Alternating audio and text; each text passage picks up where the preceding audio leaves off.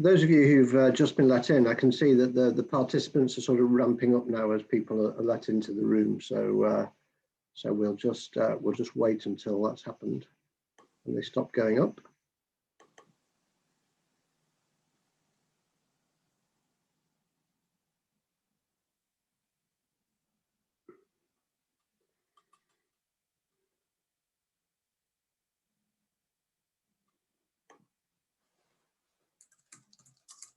Great. Well, it's let people in for the most part. People will join as we make introductions as well. But thank you all for joining the IED's Brexit webinar, where we're just going to spend a bit of time talking about, well, what do we think just happened to us all, and what do we think is likely to happen hereafter. I'm joined by Gordon Mole from Fife Council and Andy Devaney from the Cheshire and Warrington LEP. I'll let them introduce themselves properly in a moment. But I'm Nigel Wilcock. I'm the Executive Director of the Institute of Economic Development, and we thought that this would be a good session to pull on. What we're going to do, all we're going to do, is we're going to say a few words individually as panelists at the beginning. And then we'll take questions from you in either the chat function or the question and answer function.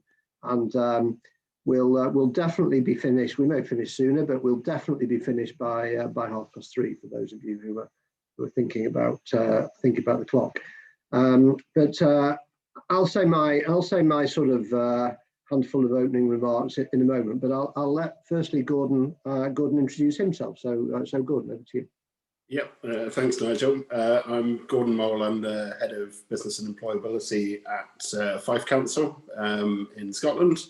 I'll say a bit more about Fife in my remarks in just a minute. So I'm responsible for all of the council's economic functions and also work very closely with colleagues across our 2 city region deals in Edinburgh and South East Scotland and Tay cities. And also at the moment leading the council and wider reform on community wealth building. So I'll touch on that a bit as we go through as well. Great, thanks Gordon.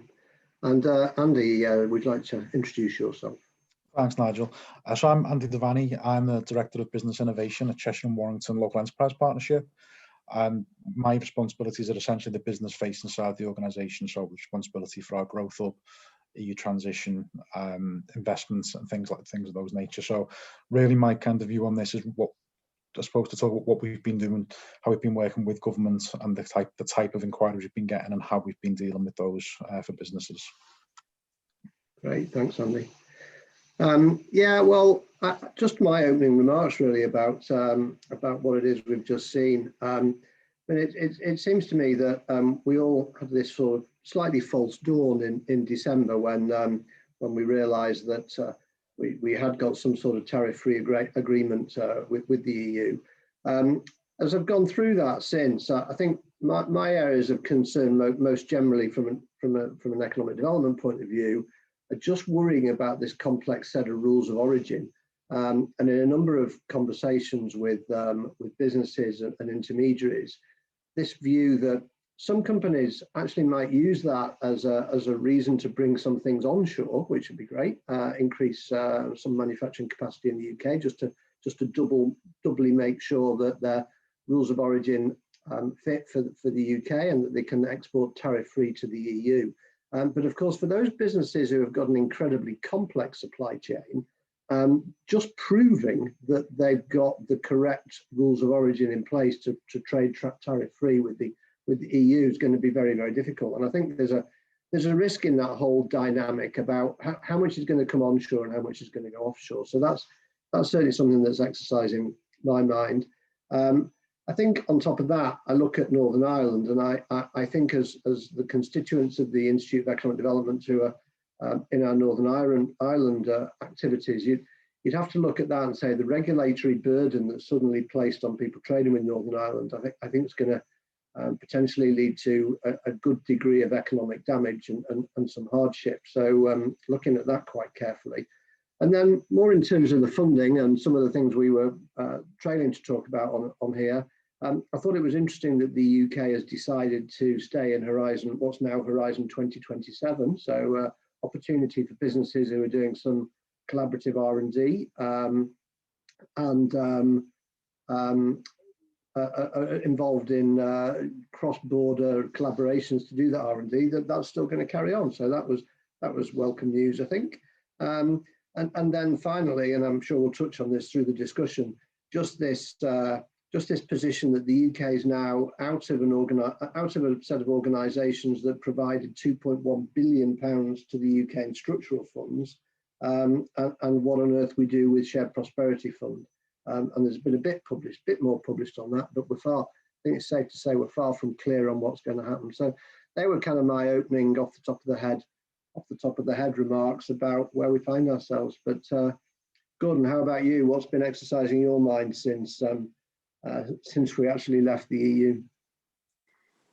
Thanks, Nigel.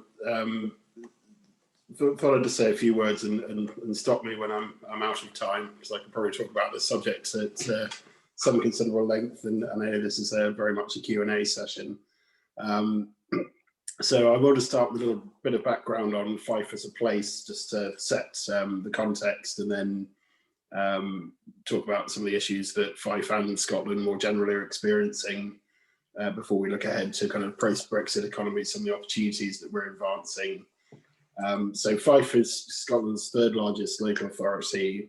We sit within the central belt of Scotland, sited within the Edinburgh and the Tay cities, city regions on the east coast of Scotland between Edinburgh and Dundee, just to kind of get the geography on that. We are a coastal authority, one of the largest coastlines in Scotland, and we've got a really strong history of agriculture, fisheries and manufacturing. But we do have a very varied economy, and we've retained and developed major sectors such as fintech, financial services, food and drink production. The likes of Diageo are based largely within Fife, tourism, manufacturing, and more recent arrivals such as renewables and energy. Just to kind of set the scene in terms of our communities, they're pretty mixed too. We've got relatively higher income, highly skilled populations around northeast Fife, particularly around St Andrews, as you might expect, and also to the south of the kingdom. We are a kingdom rather than a county, little quirk of history there. But we do also have areas of significant deprivation in our mid-Fife area, which are our traditional industrial heartlands. So we're already coming into a post-Brexit future with an unemployment rate in those areas that was relatively high, although it had been an improving picture pre-COVID. We've got a significant tourism industry centred on golf, outdoor activities and heritage, including in recent years for viewers of Outlander, a big Outlander theme, as much of it was filmed here. And we've got a growing cruise sector as well.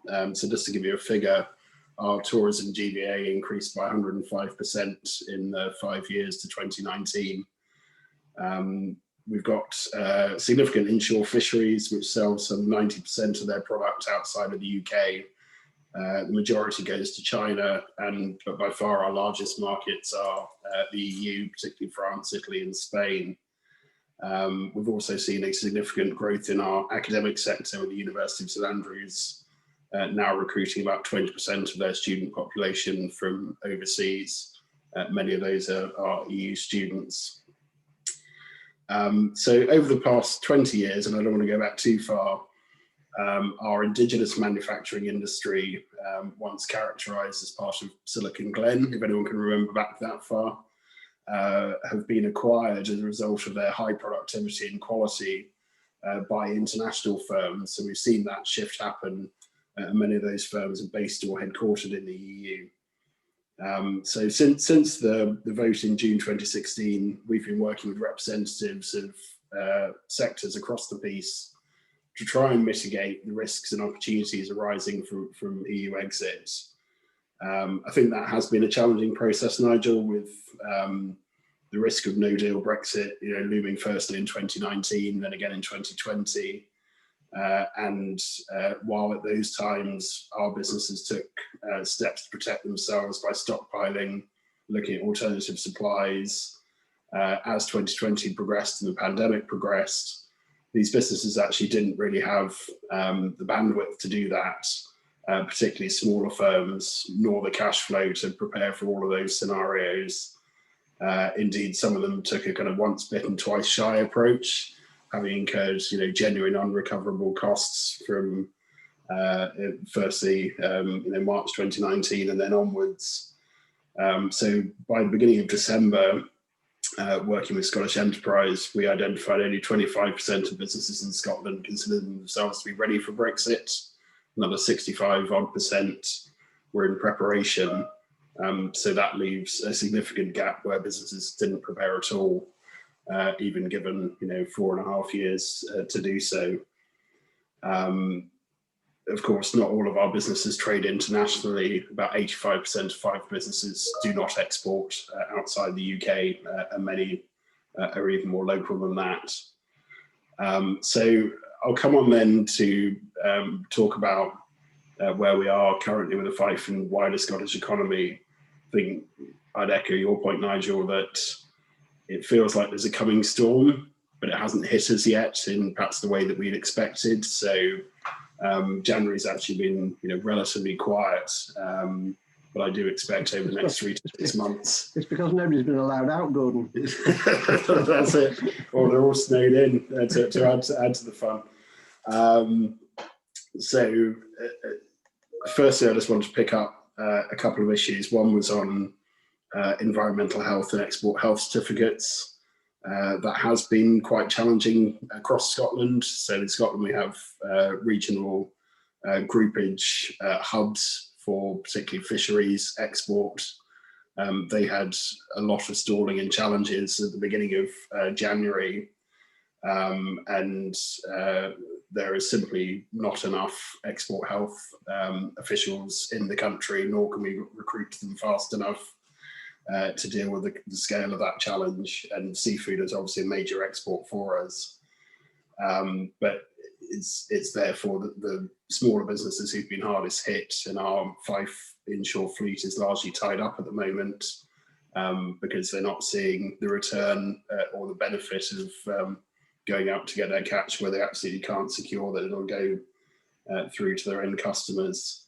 And the same has been slightly true for export to Northern Ireland, so the larger food producers. So we have a major fish product exporter to supermarkets. Come January, they also didn't know what the rules would be, and that probably contributed in part to some of the empty shelves that we saw on the news in Northern Ireland. But it's a position that's getting better. I think the second challenge for us is immigration. That's a huge challenge for an economy like Fife, where there's a high dependence on seasonal workers, whether that's around agriculture, tourism, social care, and the points-based system. It's pretty unclear at the moment. So we've been really pushing the EUSS and working with the Convention of Scottish Local Authorities, or COSLA, to have that deadline extended. But I suppose the added challenge there is our migrant communities, although they're very well supported by public and third sector organisations, are some of our hardest to reach communities, and actually having that level of engagement continues to be a challenge. I think on tourism, just a couple of quick points on this. While COVID has naturally put the halt on immediate travel plans, and we continue to promote hashtag #LoveFiveLater, if you want to follow us on social media, businesses will need to be really agile in assessing their restart plans. So they can't move quickly if they don't know that they can get the staff in, particularly for those kind of high-end 4-5-star hotels. And if they can't do that, they can't open. So you can see the knock-on effect coming through. Likewise with the EU travel, I would suspect that even if we can reopen and get a proportion of the domestic business back, we're not going to see big numbers coming in this summer from the EU because of perception of the rules as much as anything. Yeah. Okay. So I could go on, but I think I'll pick up. Want to talk a little bit about Shared Prosperity Fund and what it means for Scotland. And I think on on that, I would just say we don't know. I think that's the honest answer. And having spoken to UK government officials in the last couple of days, I think we will get a bit of clarity come the budget. But likewise, the Levelling Up Fund is for England only, and we'll wait to see what happens there. We've relied very heavily on EU funding over the last few years, whether it's around employability, around investment, infrastructure investment. So I'll come on. Maybe Nigel can come back to some of the opportunities that I see. And, yeah, I'm sure we'll do that as the afternoon goes on. I think interesting though that one of the things you said about those businesses who don't do any international trade, and I'm quite struck by the fact that the UK, outside of leaving the EU, has actually adopted a reasonably low tariff regime, and I think there's going to be one or two businesses out there who are completely surprised that suddenly they're facing some competition that they didn't see coming, because they've said, well, Brexit doesn't change anything for me.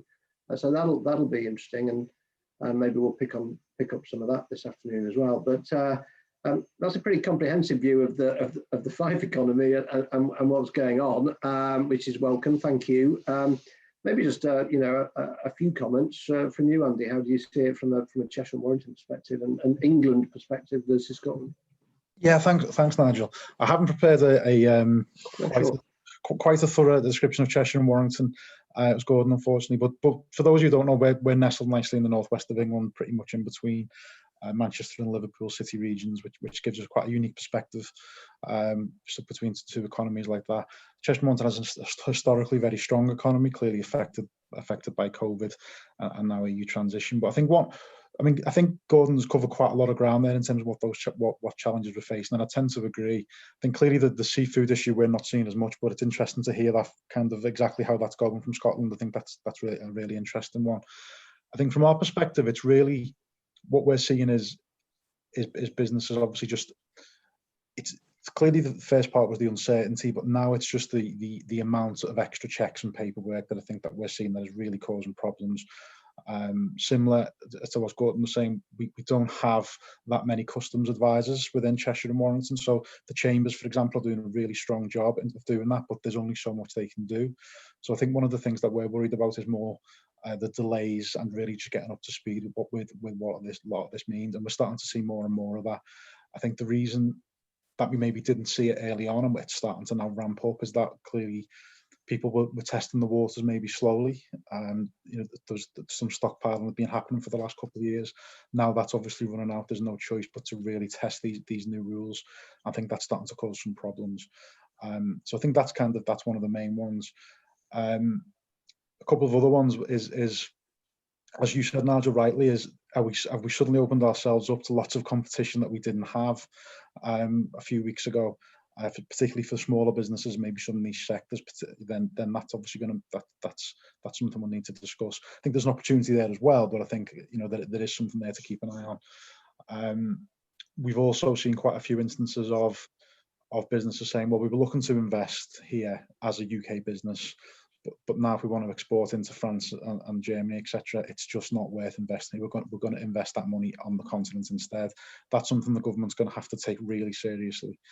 We can't afford to have even our successful small businesses looking to make their investments overseas is not something that we want to see. So that's a real concern, I think. There's been one or two high profile instances of that, but I'm sure there's many more that we haven't come across yet. And one, again, that we're still just kind of getting into the beginnings of is, I think, the movement of people and immigration and how that works. I think that's something that's going to be, again, I don't think it's been tested that much yet, but as we get into spring, summer, once we get the back end of COVID, particularly for our rural economies and visitor economies, we've got a large kind of visitor economy there that's already been impacted massively by COVID. This could be something that we need to keep an eye on. So it's going to be really interesting to see how that plays out. But I think initially it is that kind of uncertainty around borders and customs that I'm sure everyone on the call has already come across. Just what we've been seeing is a steady increase in businesses coming to us for inquiries. Generally speaking, if I'm honest, and I've seen this across the country with other LEPs and growth hubs, the amount of traffic of businesses seeking support on an EU exit was relatively low, certainly compared to COVID and other things. That's now started to ramp up, but it's not as, it tends to be very specific. So you get very few kind of blanket inquiries of what they would do in this hypothetical situation. It tends to be, this is happening to me now. How can we get around it? So there's still, as I said, because it's still being tested, you're still getting quite a few new things coming out every week, and I think that probably mirrors the rest of the UK in terms of what's happening there. So I think initially maybe government people could say, well, it doesn't look like there's going to be a huge impact, but obviously that started to ramp up every week, and as we get through one thing, it appears that there may be something else that we just need to keep an eye on. Similar to Gordon, I'm sure we'll come back to it. I think it's certainly not all doom and gloom by any stretch of the imagination. I think there's massive opportunity, and we need to be aware of that as well. We need to take advantage of that, not only for our businesses, like new businesses, but for existing ones, whether that's exporting to new territories, clearly the US, Japan, etc. Where there's lots of support coming through. The IT have invested in new trade and export managers for the regions. They'll continue to do that for overseas territories as well. So there is clearly, a new opportunity for businesses to either start to export or to start to export to new markets in a different way. And that, and we haven't even touched on supply chains and those type of things as well. So there's a lot to go through in terms of issues that we can overcome. But I would like to say that there is a lot of potential opportunity to come through this process as well. I think one of the great things we've seen, and I think will continue, is businesses helping one another out, complementary businesses who are getting similar questions, who are actually getting together and trying to address those issues, which I think is really good. Yeah, and I think a part of that is where there's some credit due as well, which don't always get it, is some of the larger businesses. Because obviously they've been testing waters for 3 or 4 years on this, in terms of certainly their own processes and logistics, and how we can learn, how some of their supply chain and smaller businesses can learn from those actions. But you're absolutely right, and I think that peer learning, which governments are starting to take more seriously as well, not just for EU transition, but for other things, is going to be a huge tool moving forward. Yeah, because they're dealing with the actual paperwork, whereas we're talking at a sort of slightly theoretical level. I was talking to a business last week who they send goods to Italy, high value manufactured goods, but they don't take up much room on a lorry. So their goods were on somebody else's lorry. And that lorry then got delayed because one of the other suppliers hadn't filled the paperwork out correctly. Well, that's a major issue, but their way around that was actually to start thinking about groups of people coming together who do understand the rules, and making sure that they are the people that use a certain truck on a certain day. So all sorts of ideas where businesses are coming together.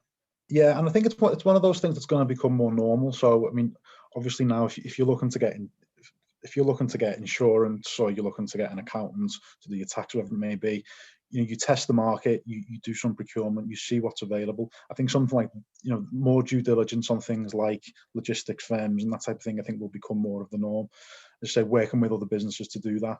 There was one story where one of the larger couriers had the wrong paperwork, but because they're such a large firm, it was wrong for every single truck. So that's, that backs up from ones that could be hundreds of different trucks. Whereas, that we're going to start to learn, and businesses are going to start to learn who is doing the research and who's on top of that. So again, it is about that, doing some of that due diligence and just making it become a little bit more of the norm, rather than, maybe just use who you've always used in that instance. Sure. So we're going to open it up to everybody else now. Questions are very welcome.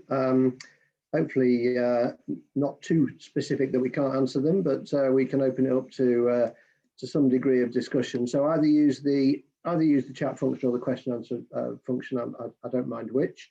I'll keep an eye on that, and keep asking the questions to Gordon and Andy.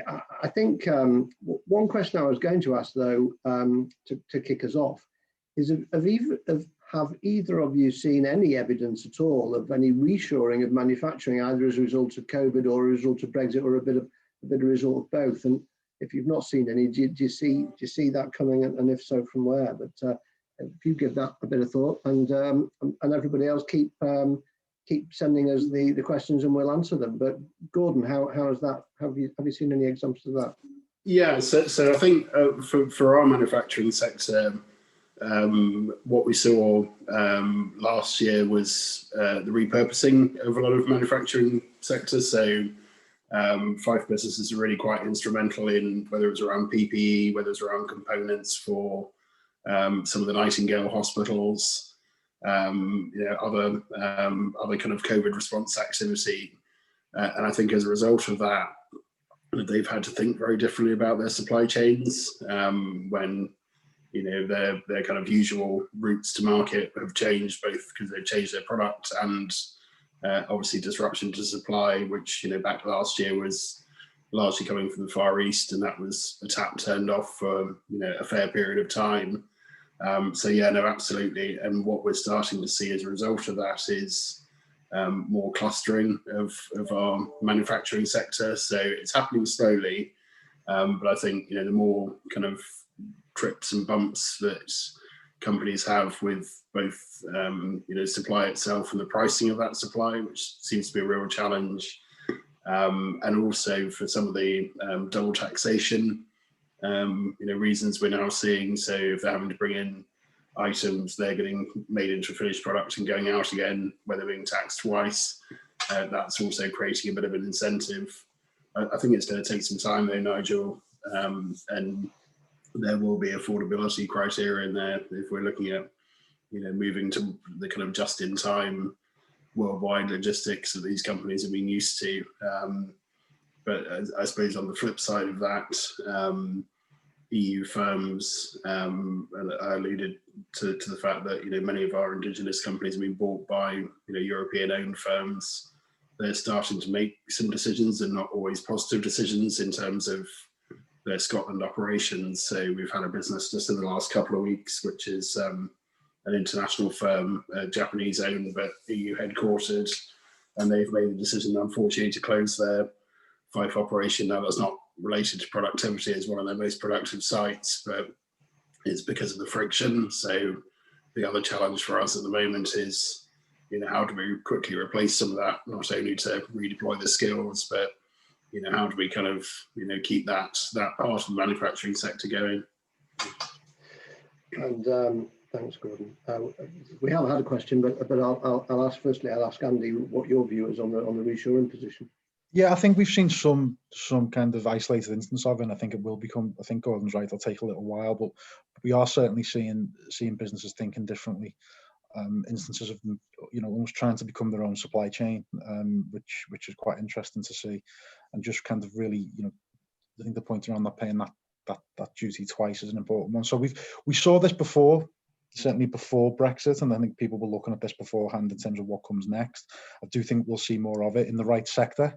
I think it will also depend on that kind of on the areas as well. But I think one of the things that we're trying to do on this is certain things we can't change out of this deal, and we just have to get on with it and try and make it work. But there's certain things that we as LEPs and other economic development bodies can do to persuade these businesses, things around skills, around enterprise zones, all the things that we can do to say, look, this is we're not changing this trade deal, but we can make the conditions locally and the supply of skills and people and easier and far more suitable for you as a business.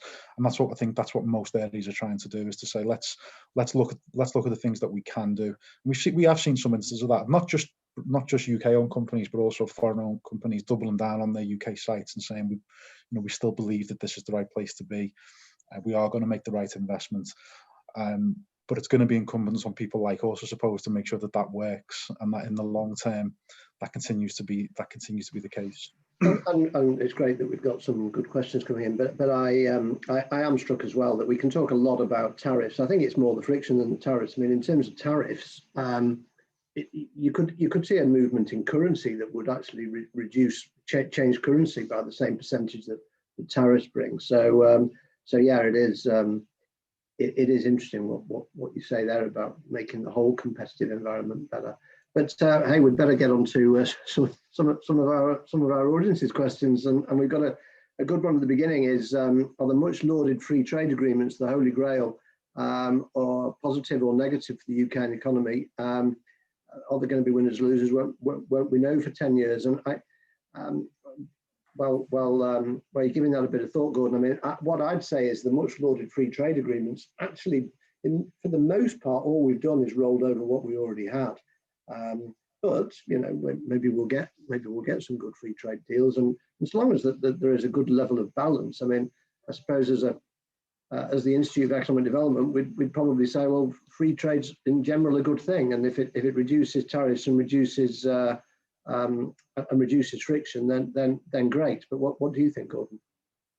Yeah, so I mean, I suppose I'd agree with all of that, and I mean, I suppose from a Scottish perspective and a Scottish policy perspective, what we're seeing is, how is Scotland going to interpret, free trade as opposed to kind of race to the bottom, and we've seen that a bit through Scottish government's approach to free ports. So, UK government announced, 10 free port sites. Scottish government have now intervened to say, well, in Scotland they have to be sustainable green ports, which tackle climate change, promote fair and inclusive growth, ambitions around real living wage, and that ties into some of the community wealth building activities that we're looking at the moment.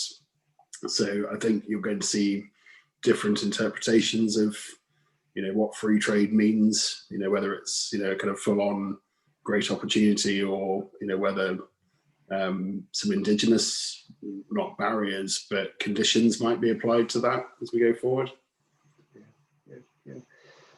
And Andy, maybe touch on that one, but as well, by all means, and but also Adele from South Cambridge has mentioned this thing about actually businesses suddenly being hit with new competition, and whether you yourself in the LEP have got any thoughts what in general the LEP can do around this competitiveness. So free trade and competitiveness to you.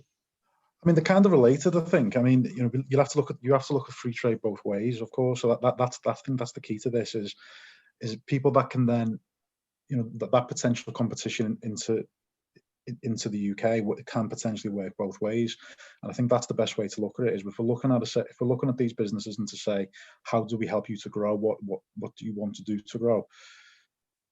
If the opportunity is there to do that on a global scale or into different markets, the support is there as well. So I think we're not trying, I suppose, to mitigate people coming in and offering a good product or service to the UK. What we're trying to do is support our businesses to do the same thing, and also to potentially work in partnership as well. It's to try and, depending on what the sector is, but if you look at something like financial and professional services sector, that's always been an international market anyway. That's not going to, there's certain things that will change, but accessing that level of support and services from the Far East or from the US, people are still going to do that.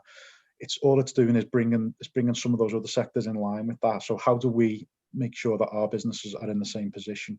And when I would consider some of that new competition less of a risk, and just more of an opportunity to say, well, what is our product? What are we trying to offer here? I think we're not trying to close down our own regional economies into being inward facing. Clearly, there's been some work due to COVID in terms of buy local and things like that. But I think you can have both. You can have that kind of buy local mentality, but you can also look at that international market as well and see, well, how do we take advantage of those things? So I think it's maybe a bit muddled, but I think it is. I think all of these things are connected in terms of free trade and in terms of those potential opportunities. No, I think that's absolutely right. And actually, you touched a bit on the next question as well, which I'll put to you, Gordon, in a moment. I suppose I've got my own views. Is we've had the sort of the $1 million question, which is which is more significant? Is COVID or Brexit more significant? And gosh, I mean, I think they're both significant. I mean, I think the COVID, the impact on the hospitality sector, the tourism sector, the non-essential retail sector, just incredible. And of course, the impact on public finances. But I think into the future, how this manufacturing activity plays out in terms of onshoring or offshoring, I think will turn into a really important thing, but it will take time. So one's been a massive hit and the other's a bit of a slow burn. we need to get the Brexit one right. But what do you think, Bill?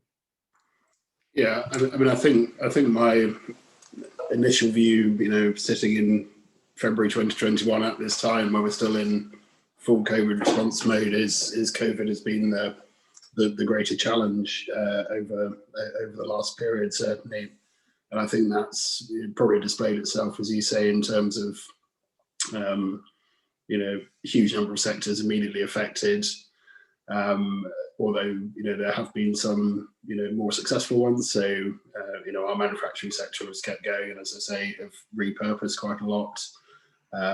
We have quite a strong construction industry that's continued to work well.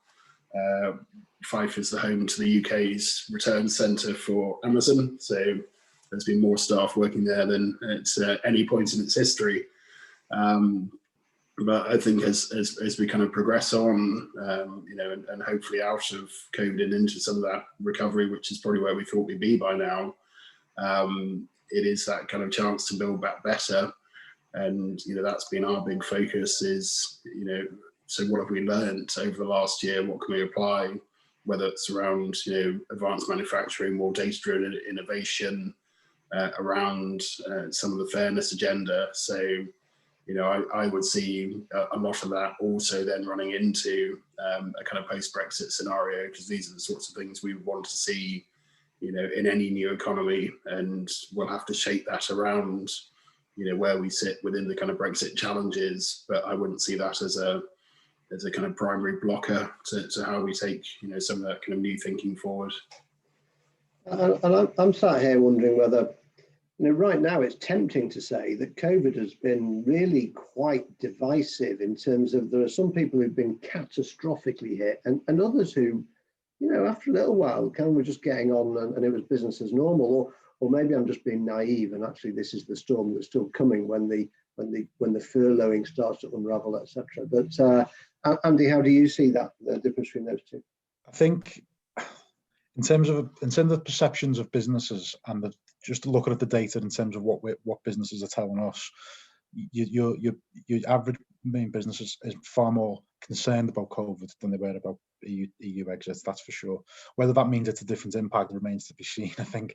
But in terms of what was on people's agenda and their consciousness, COVID has clearly just wiped away almost everything else. So I think in terms of that, I think you're absolutely right, though. I think the certain sectors, Gordon mentioned things like advanced manufacturing, they had to adapt last February. And those adaptations have allowed them to trade, if not as normally, but a lot of firms haven't really missed a beat.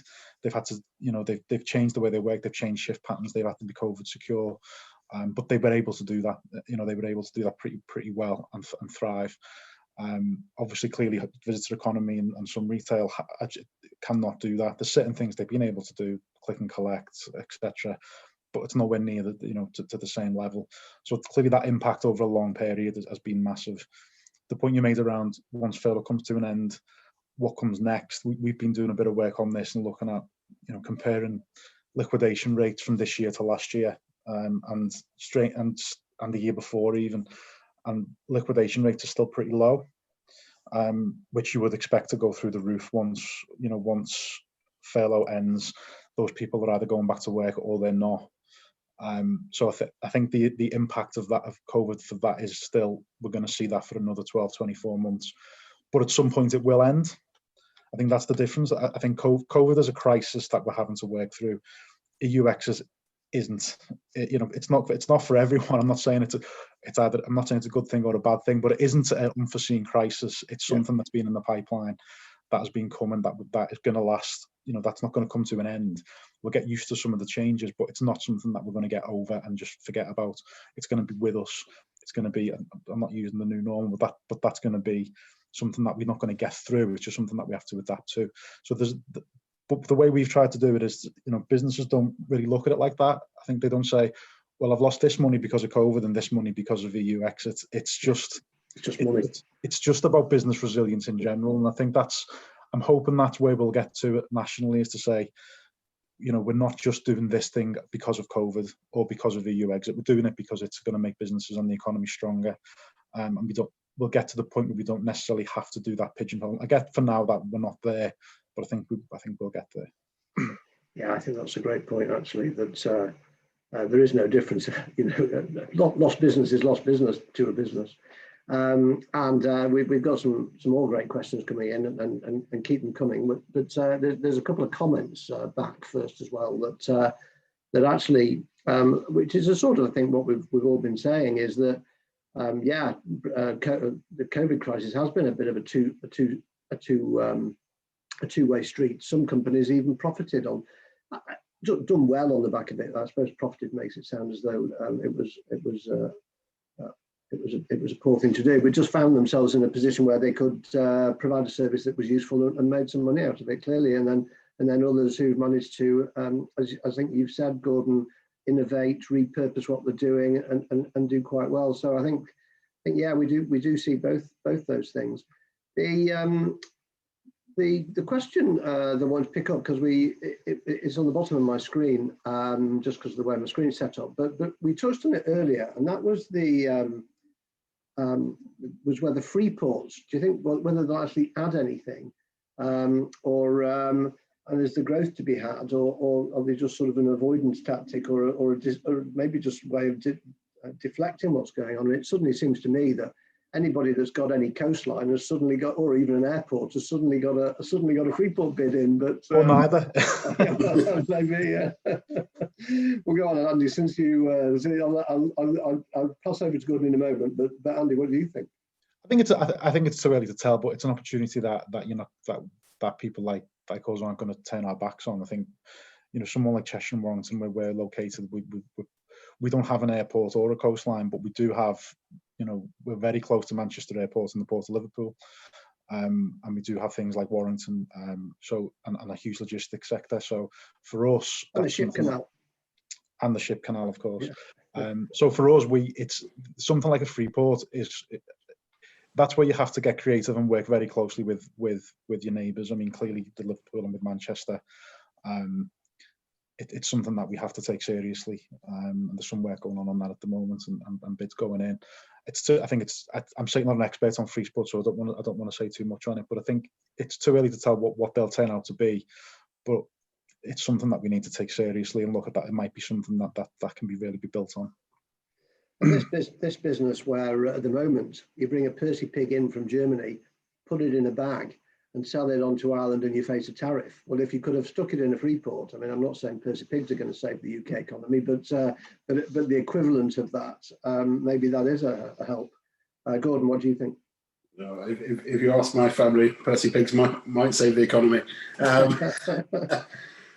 Yeah, I mean, I think, from a kind of local perspective, or a sort of regional perspective rather, I think if we get the proposition right, I think we could play very well into this. So, we have some, great advanced manufacturing businesses. We've got the digital dockyard at Rosyth that Babcock is working through. We've got obviously Forth Ports in Grangemouth, which is the big centre of the petrochemical industry at the moment, but they have an aspiration around low carbon. So I think if we can shape a free port that also ticks some of the other boxes around climate, around using short sea journeys rather than lorry journeys, there's also a lot in that that can come together.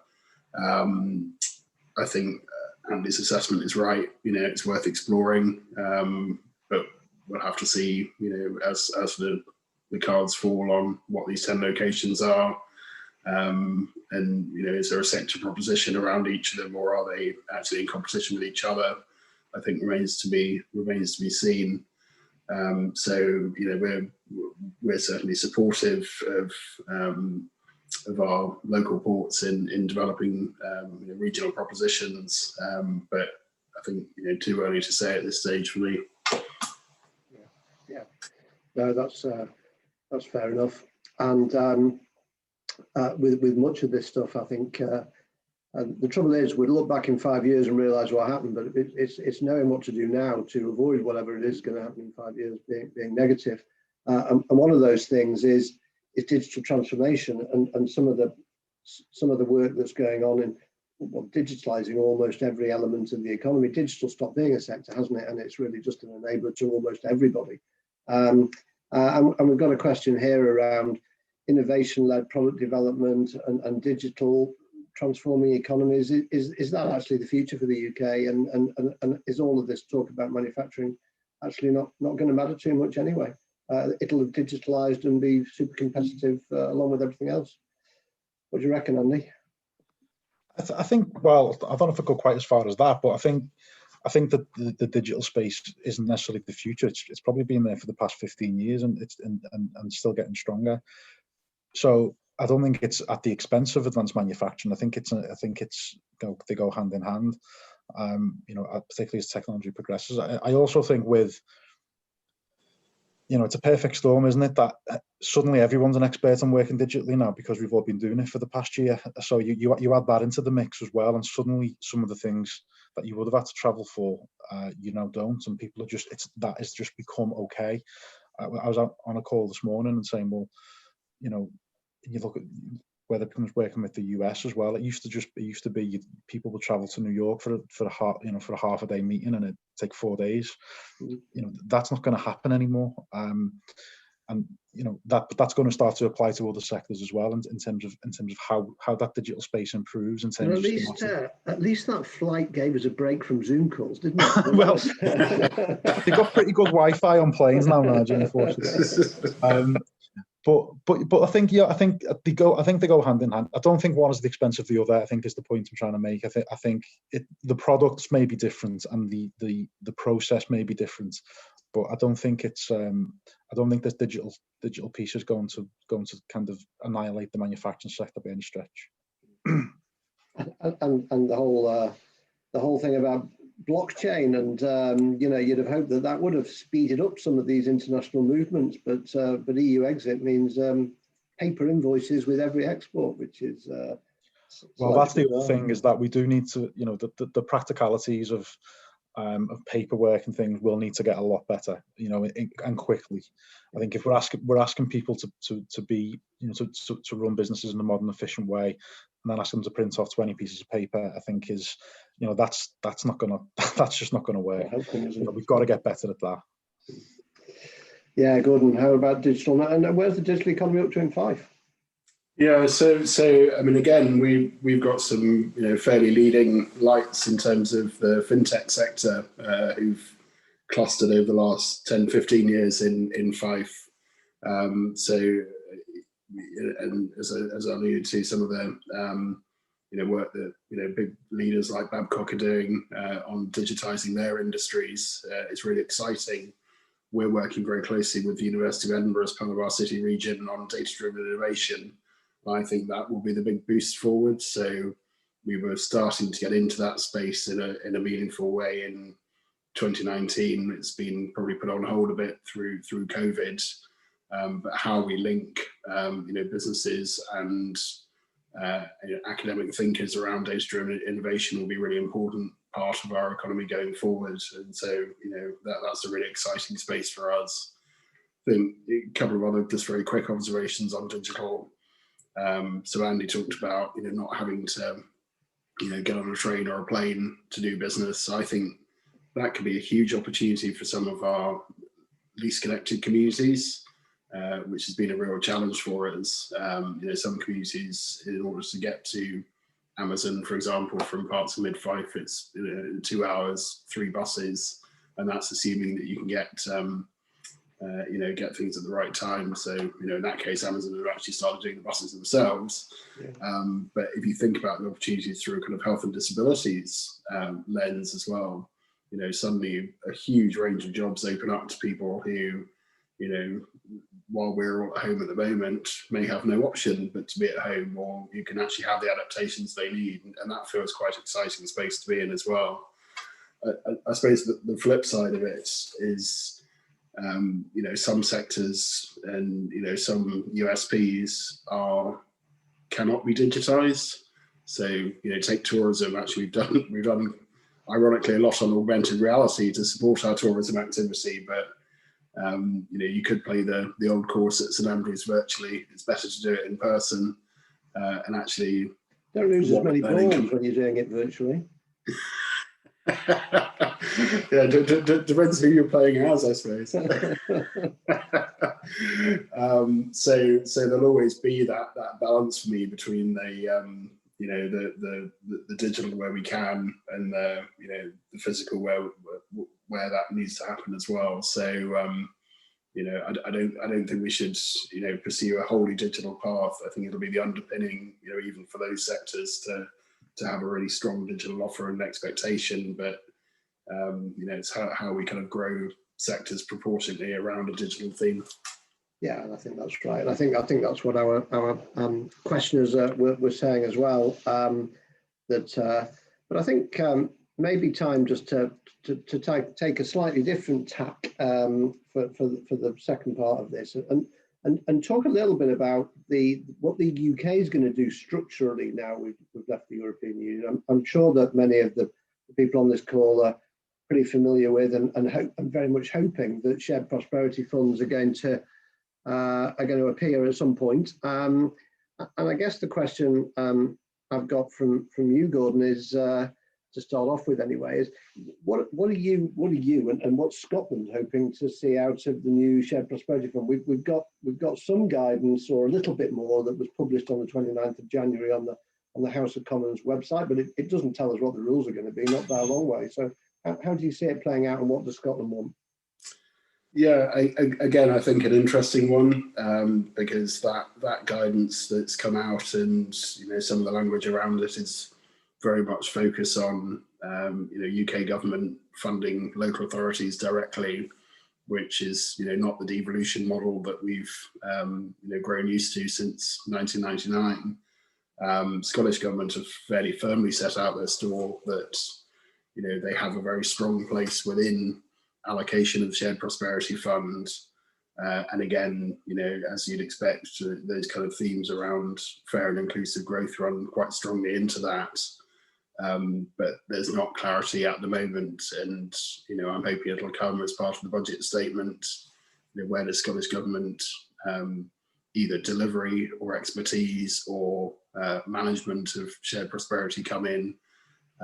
Because 2022, when our European structural funds come to an end, is not that long away. So we need that clarity and quickly. And I'm sure a solution will be agreed between UK government and the four nations on approach. So I suppose a couple of things in there, just on what we'd want to see out of the shared prosperity fund. I think firstly that it can match to the same level as European funds, clearly, particularly in areas like employability, where we have really benefited from ESIF, as it's known up here, and to do that on a forward projection of need rather than looking back over where you got X amount over the last 5 years. It really has to be tied into what's the economic strategy going forward, not what has been the position through European funds. And clearly we're hoping at a local level that we get to exercise a lot of flexibility in how shared prosperity fund is apportioned, and whether it's at a regional level, a local authority level, that decision making is ours rather than a kind of conditioned or heavily conditioned fund, because there's lots we can spend it on, no doubt, particularly around our green and renewables economy. If it can also tie to some of the kind of relaxations of state aid, that can be a big step forward for us. But I don't think we've got that clarity yet, Nigel. Yeah, and it is interesting always to have this. At what level is the allocation made, and what does devolution actually mean? I think most of us in England feel as though the government's spoken quite a lot about devolution in England too, but actually what it seems to have actually done is decided all sorts of things and then got people to administer it on their behalf rather than actually give absolute ability and flexibility to choose how the money's spent. But Andy, in terms of ESIF funding in Cheshire and Warrington, how's that? How do you feel that's gone over the last 6 or 7 years, and what would you hope to see in any new shared prosperity arrangement? Yeah, it's interesting. I've got an interesting, because I've been in Cheshire for 2 years. Before that, I worked in the Liverpool City region, which have quite different economies. So I've seen how European funds have been used in different ways. Building on a strong economy, you're able, in a way, it's even more difficult because the restrictions that are built into those funds around, well, you must create X amount of jobs, for example. Now that's a fairly useless indicator when you're trying to increase productivity, for example, in a strong performing economy. Jobs are good, but it's not quite as simple, obviously not quite as simple as that. So there's been some good movements over the past couple of years from government toward better indicators in terms of productivity. A little bit more thought gone into it, rather than just here's £1 billion, we're going to buy 20,000 jobs, or whatever the maths would say. So I would hope that there'll be more thought gone into that, into how this will be monitored, and what this fund is actually trying to buy. Because it's not just about numbers on a spreadsheet that say, well, if you increase turnover in a company by X amount, that's a win. I'd want to get away from things like that, to be much more thought into it. If there's going to be about productivity and about different types of indicators, such as are we getting new businesses exporting more into new markets? Are they winning different types of contracts? What type of products, etc. So I think that level of kind of thought needs to go into it, rather than just a rehash of European funds. Clearly, a lot of good come out of European funds, but I think towards the end it needs a bit of an overhaul. So I'd welcome that. I think you're absolutely right on devolution. We don't know the mechanism for shared prosperity yet, whether that'll be local authorities or government departments or LEPs. We don't know. But will it be a one size fits all, or will there be some flexibility to do that within the regions and within the devolved administrations as well?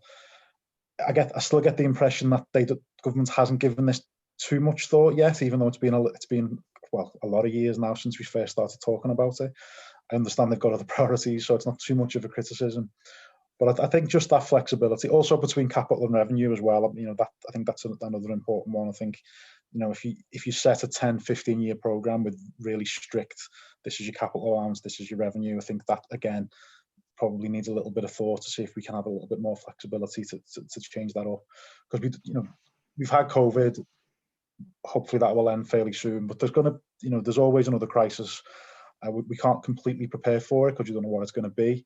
But let's not tie our hands. Let's give ourselves a chance to spend this money wisely. Wiggle room is certainly not a phrase that you heard associated with funding. It's not. But interestingly, over the past couple of months, there has been some wiggle room in terms of certain things you couldn't do for a long time. Suddenly you could. Yeah, well, no, that's right. Yeah, and then you wonder, why did it take a crisis to be able to? So I think that the lesson would be, well, let's build that in at the beginning rather than having to wait 10 years.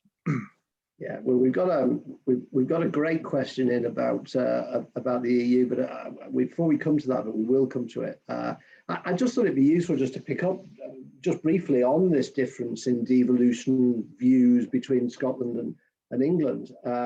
In that, Gordon, in general, I'm not asking you to talk on, give an official position on behalf of your local authority, but in general, how do you think local authorities see this?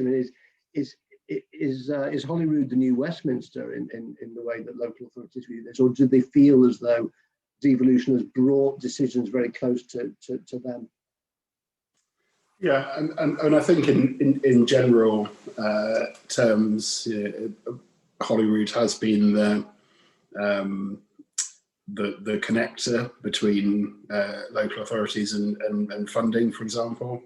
I suppose it is a different setup here. We talk about Scotland as a village, and actually, that closeness between Scottish government and local government is perhaps more marked than the relative distance between local authorities in England and UK government. Having worked in England for many years myself before transiting up here. So I think there's advantages in that, where you can pick up the phone to Scottish government officials and have those conversations in a way that you probably don't get to access through UK civil servants on a more direct basis. And I suppose the flip side of that is it then requires more coordination at a local authority level, be it through COSLA, which is our equivalent of the LGA, or indeed through some of the work of economic development teams collectively, as we've seen over some of the business support funding. So there'll always be that element, I think, going forward of whatever UK proposal, there will be a Scottish dimension applied at Holyrood, and then coming down to local authorities. It will be interesting to see, through the Shared Prosperity Fund, through the Levelling Up Fund, whether that dynamic shifts and changes. And I suppose our experience of city regions is that's part UK funded, part Scottish government funded, and it works. Now they'll fund different elements. So in Fife we have the Eden campus, which is low carbon R&D, funded by UK government on areas like energy, which is a reserve matter, and funded by Scottish government on areas like enterprise, which is a devolved matter. So we're the sort of bit in the middle, pulling those strands together, but generally seems to work. Yeah, I'd say so as an outsider looking in and spending a bit of time in Scotland. I mean, I'm struck in England, Andy, that it doesn't seem that government has decided whether combined authorities or LEPs are supposed to be the preeminent organisation as well. We seem to be a bit schizophrenic in this whole area. Yeah, it's a bit of a strange one. I think sometimes it appears that they do tend to favour the combined authority, but I think it depends on who you speak to. So I think there's still a lot of work to decide which way they really want to go. Do they want to fully commit to devolution or not? I think I'd hesitate to have an opinion on it, if I'm honest. One thing I can say does Andy Burnham holding the government's feet to the fire during the COVID crisis bring us further away from that? I think that's a good question. I think when I was in Liverpool, we went through the process of the back and forth with government to become to have a combined authority. What I would say non-politically is I hope they've gotten that process a little bit smoother. I think you probably had some work on that as well, Nigel, and it was a fairly painful experience from memory. So I think if it's something that government really wants to double down on, I think they need to make it a little bit more palatable as a process. What I would say is, because where we are, we're on also share boards with Wales, obviously in a similar position to Gordon up in Scotland, and we have what they do have, just to agree with Gordon, is access. They have incredible access to their politicians and ministers and data, which does seem to work very well. I'm not close enough to it to say whether it's good or bad or indifferent, but in terms of what they're able to access quickly from a Welsh government perspective, it's impressive. So that it feels like they're able to respond effectively to something pretty quickly because of that. I don't know if that's the same in Scotland, Gordon, or... Yeah, no, I think I'd agree with that, Andy. And as well as the Scottish government themselves as an entity, obviously their national enterprise and skills agencies have been, very close partners with us on a range of issues, whether it's around joint ventures for land and infrastructure investment with Scottish enterprise, whether it's around working with Skills Development Scotland on some of the employment facets, particularly labour market information, support for people being made redundant, where we work them on a kind of task force basis really effectively. So that closeness of relationship is there. And you may be aware, obviously, the national agencies were reviewed in 2018, going into 2019, and a new agency for the south of Scotland was created, which is out with our area, but is within our city region area. So it'd be interesting to see some of the dimensions, and then that links through to borderlands, which comes into Northern England. So, we're starting to see different regional positionings for different purposes. And that would be an interesting experiment, I think.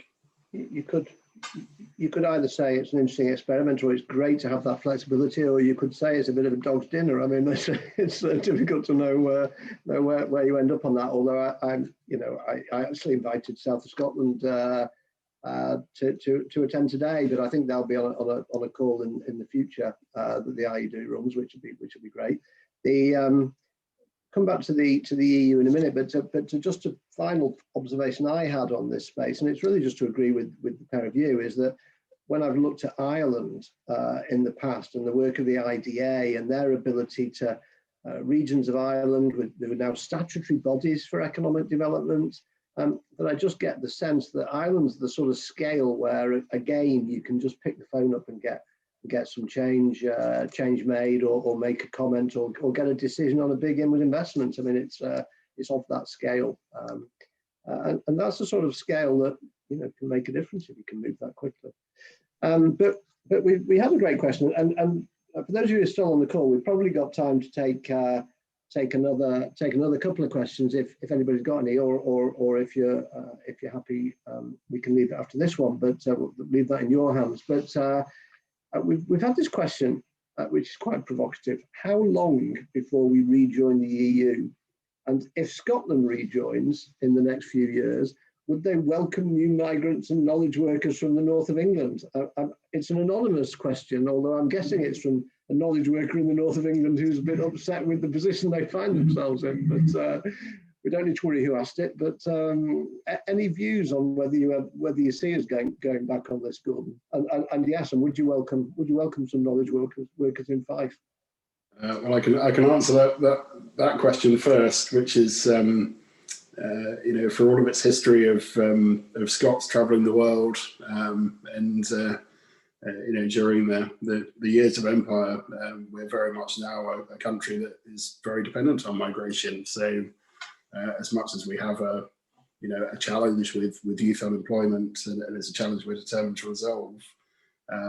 Yeah, absolutely. I think Scotland has, Scottish government level has been very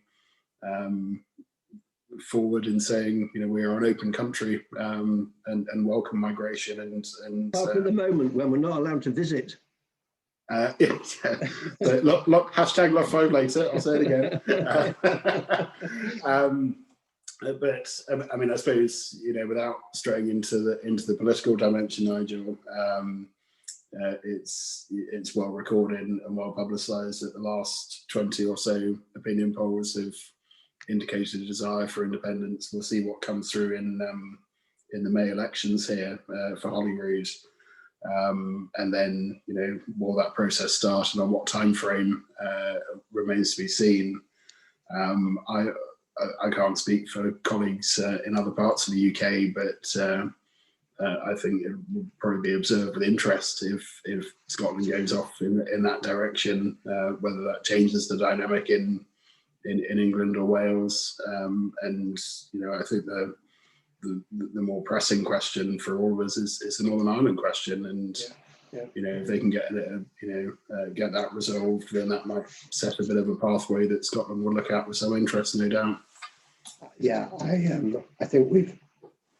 Again, and I wasn't asking you to speculate on Scottish independence, and nor should we, but I think we have created a whole new dynamic, which is going to make some interesting conversations happen in the near future. But just as a sort of a one-liner, do you actually see any prospects of do you think there's any chance that we'll be rejoining the EU anytime soon? I mean, the whole of England, sorry, the whole of the UK, not just England or Scotland. Do you see any prospect of that at all? I would probably refer to the First Minister's comments on the 31st of December. Leave the light on, we're coming back. Yeah, well, there's that's political intent. Certainly Scotland's position. Yeah. For the UK, I'm not so convinced. I'm with you, and I'm not trying to be political in any way. I think I can't see us reopening that whole. Let's have another referendum. Let's go down that again. I mean, it's going to be, as they like to say, these things should be a generational thing.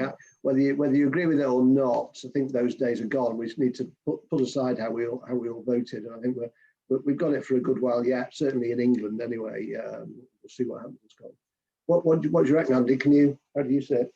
I think, again, taking the politics out, I don't think the country could take another referendum after the first one and then COVID. What I do think is, what we can do for the first time in a generation is look at the EU objectively, maybe for a few years. I think that it's such an emotional time for the last few years with the referendum. Again, whether you voted in or out is your business. But everyone, it was a fairly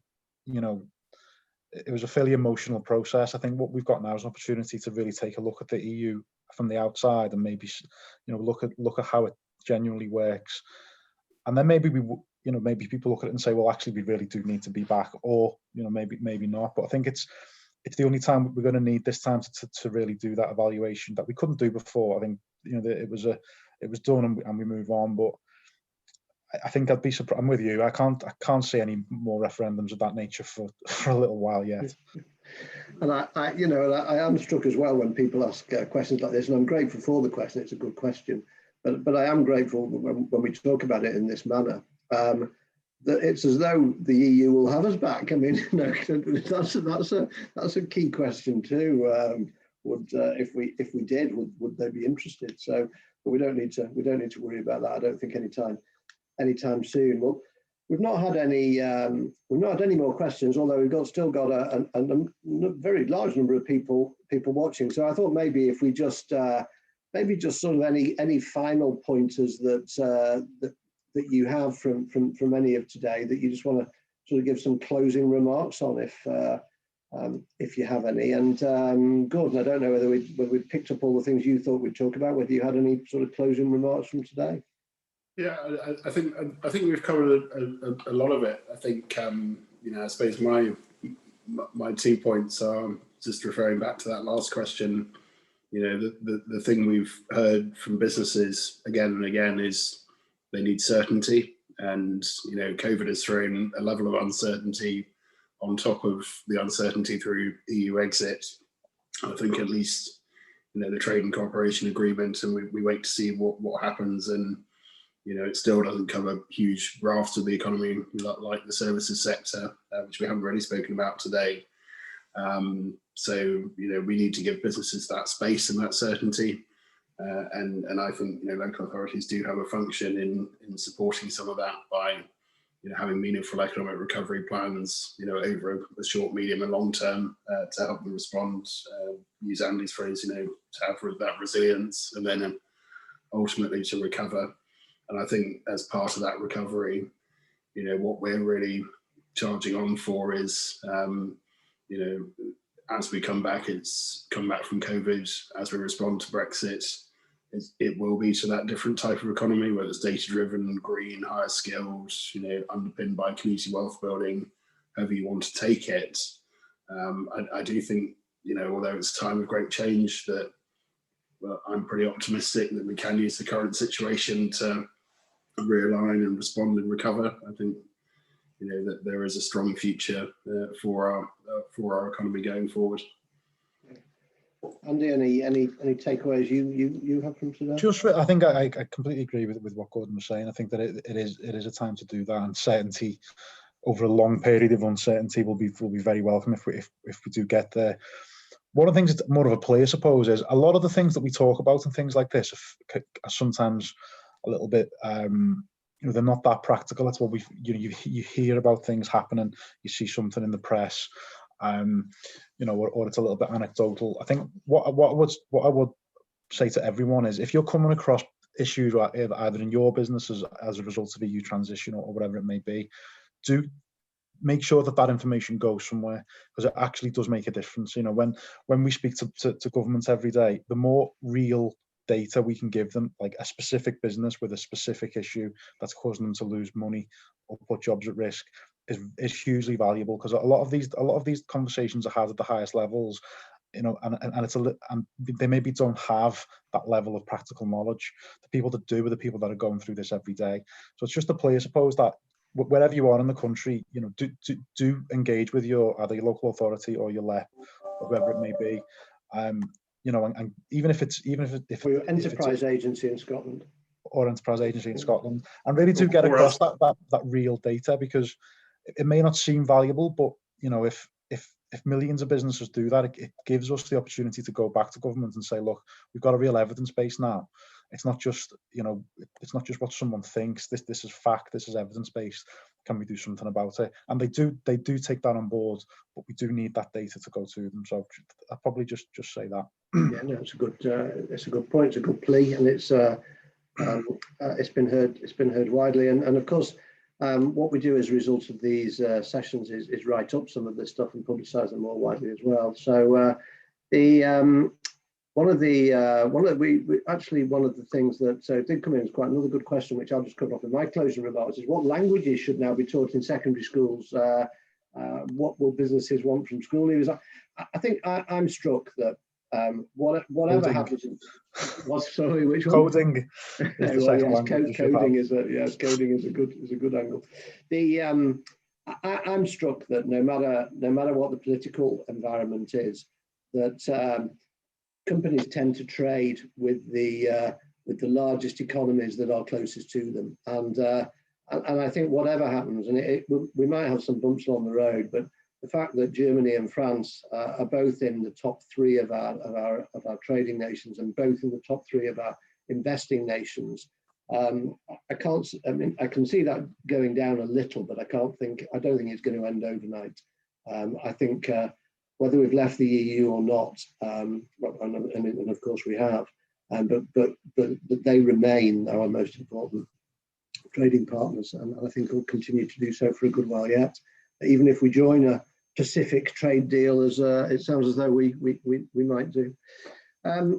Well, really, that all it leaves me to do is for everybody that's on the call, do keep looking out for the Institute's sessions, and if you've got ideas for sessions as well, do get in touch with us at the IED. We're always keen to hear from you, and we're always keen to put these on. We've been putting on at least one a month for the last year now.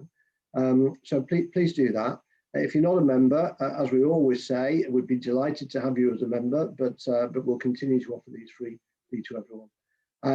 What I'd also want to say, of course, is two old friends, Andy Devaney and Gordon Mole. Thank you very much for joining us today. Nice to be able to do a Brexit with a couple of people that I know quite well. So that was a really nice opportunity to see you both again, and we really do thank you for your time. So thank you very much.